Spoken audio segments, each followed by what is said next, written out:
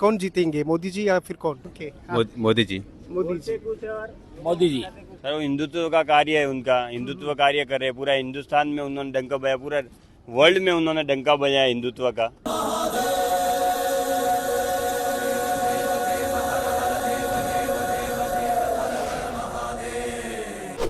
अच्छा, राहुल गांधी आपके ऑप्शन में नहीं है किसी के भी? हाँ? उनका मूड नहीं है, क्यों? वो उसके जैसे ही नहीं है ना, देश के संभालने जैसे भी।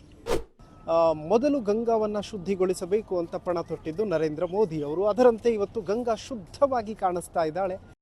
मन पावन हो गंगा में डूबे नहाए, मन रावण जो लहरों में डूब बहाए।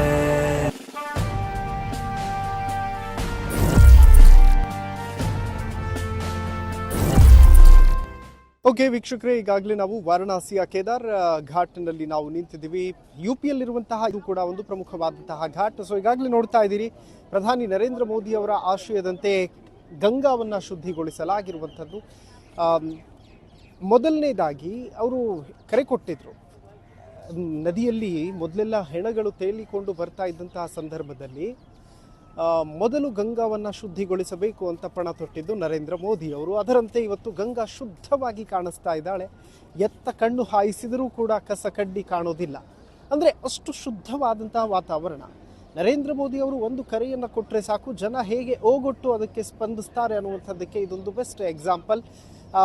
ಈಗ ಕಾಶಿ ದೇಗುಲ ಕೂಡ ನಮ್ಮ ಮುಂದೆ ಕಾಣಿಸ್ತಾ ಇದೆ. ಒಂದು ಕಡೆ ಗಂಗಾ ತಟದಲ್ಲಿ ಎಲ್ಲರೂ ಕೂಡ ಬೋಟ್ಗಳಲ್ಲಿ ಸಂಚಾರವನ್ನು ಮಾಡೋದರ ಮೂಲಕ ಇದರ ಒಂದು ಅಂದವನ್ನು ಸವಿತಾರೆ. ಅದರ ಜೊತೆಗೆ ಒಂಟೆಗಳು ಆ ಭಾಗದಲ್ಲಿ ತುಂಬ ಹೆಚ್ಚಾಗಿ ಸಿಗ್ತದೆ. ಒಂಟೆಗಳಲ್ಲೂ ಕೂಡ ಜನ ಸಂಚಾರವನ್ನು ಮಾಡ್ತಿರ್ತಾರೆ. ಎರಡು ಥರದ್ದು, ಅಂದರೆ ಆ ಕಡೆ ಫುಲ್ ಮರಳಿರೋದ್ರಿಂದಾಗಿ ಒಂಟೆಗಳನ್ನು ತಗೊಂಡು ಹೋಗ್ತಾ ಇರ್ತಾರೆ ಮತ್ತು ಹೆಣಗಳು ಸುಡ್ತಾ ಇರ್ತಾರೆ ಕಂಟಿನ್ಯೂಸ್. ಇದು ಕೇದಾರ್ ಘಾಟ್.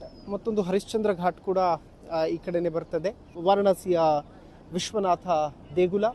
ಸೊ ಜನ ಒಂದಿಷ್ಟಿದ್ದಾರೆ, ಬನ್ನಿ ಮಾತಾಡಿಸ್ತಾ ಹೋಗೋಣ, ಅವರ ಒಪಿನಿಯನ್ ಅನ್ನು ಕೊಡೋಣ ಕೇದಾರ್ ಘಾಟಲ್ಲಿ. अच्छा भैया, केदार घाट कितना क्लीन है अब? इतना सही उतना क्लीन नहीं दिख रहा है। थोड़ा और क्लियर रहेगा तो लोगों को सुविधा अच्छी मिलेगी। पहले तो डेड बॉडी इसमें ऊपर आती थी, लेकिन अब वैसा माहौल अभी नहीं दिख रहा है। अभी कुछ ऐसा है, सिर्फ कचरा वगैरह जो साइड में, वो गंदगी थोड़ा साइड में दिख रहा है। पहले जैसा बाकी कुछ नहीं दिख रहा है। Okay okay done. फिलहाल कंपेयर टू प्रीवियस टाइम ये पहले से थोड़ा बढ़िया है। ओके. अच्छा, चुनावी माहौल कैसे है आपके यहाँ पे? चुनावी माहौल तो अभी तो हम कुछ नहीं बोल सकते इसके बारे में। कौन जीतेंगे, मोदी जी या फिर कौन? मैं तो डेफिनेटली मोदी जी को ही बोल सकता हूँ। ओके, कौन जीतेंगे? हम भी मोदी जी। मोदी जी. मोदी जी। क्यों मोदी जी? काम भी अच्छे कर रहे हैं, वो काम ही अच्छे कर रहे हैं, लोगों के दिल में बसे हुए हैं आज भी। और हर लोग उनको भगवान के रूप में मान रहे हैं इतना। ओके, क्या अच्छा लगता है मोदी जी के विचार? मोदी का स्टाइल और काम, उनका जो काम है, क्लियरिटी, बोलने का क्लियरिटी है, उनका शुद्धता, वही सबसे पसंद है लोगों को। ओके, बोलो भैया. सर वो हिंदुत्व का कार्य है उनका, हिंदुत्व कार्य कर रहे हैं। पूरा हिंदुस्तान में उन्होंने डंका बजाया, पूरा वर्ल्ड में उन्होंने डंका बजाया हिंदुत्व का। यही सबसे बड़ी बात है और यही सबसे मोस्ट बात है। बस उसके लिए हम लोग उनको सपोर्ट करते हैं, श्योर, और आगे भी करते रहेंगे। और हर हिंदू उनके साथ में, पूरा भारत का 140 करोड़ देशवासी सब उनके साथ में। अब की बार 400 पार. 400 क्या 500 प्लस है। ओके, हाँ, well. Sure. Okay, Modi. Modi. क्यों मोदी? भ्रष्टाचार पे अंकुश है उसका, भ्रष्टाचार बिल्कुल खत्म हो रहा है। ओके. अच्छा, राहुल गांधी आपके ऑप्शन में नहीं है किसी के भी? नहीं, बिल्कुल नहीं है जी। उनका तो मूड ही नहीं आएगा हमको। हाँ? उनका मूड नहीं है, क्यों? वो उसके जैसे ही नहीं है ना, देश के संभालने जैसे भी। ओके. मोदी जी। मोदी जी. मोदी जी। क्यों? हिंदू राष्ट्र से। हिंदू राष्ट्र के लिए। Okay done. ಓಕೆ, ಹಿಂದೂ ರಾಷ್ಟ್ರಕ್ಕಾಗಿ ನರೇಂದ್ರ ಮೋದಿ ಅನ್ನುವಂಥದ್ದನ್ನು ಹೇಳ್ತಾ ಇದ್ದಾರೆ. ಸೊ ಬನ್ನಿ, ವಿಶ್ವನಾಥನ ದರ್ಶನವನ್ನು ಪಡೆಯೋದಕ್ಕೆ ಹೋಗೋಣ. ನಮ್ಮ ಕ್ಯಾಮ್ರಾ ಪರ್ಸನ್ ಪವನ್ ಕೂಡ ನಮ್ಮ ಜೊತೆ ಇದ್ದಾರೆ.